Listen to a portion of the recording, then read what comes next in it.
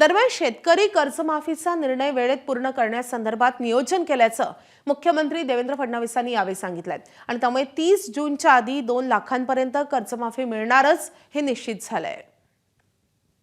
कर्जमाफीच्या संदर्भात देखील आम्ही चर्चा केलेली आहे।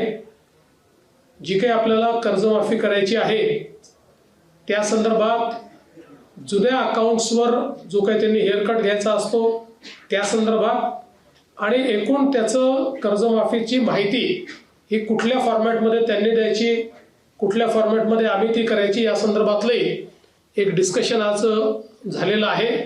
आणि मला असं वाटतं की आम्ही कर्जमाफीच्या संदर्भात जो काही निर्णय घेतलेला आहे तो वेळेत पूर्ण करू शकू अशा पद्धतीनं त्याचंही नियोजन हे आपण केलेलं आहे।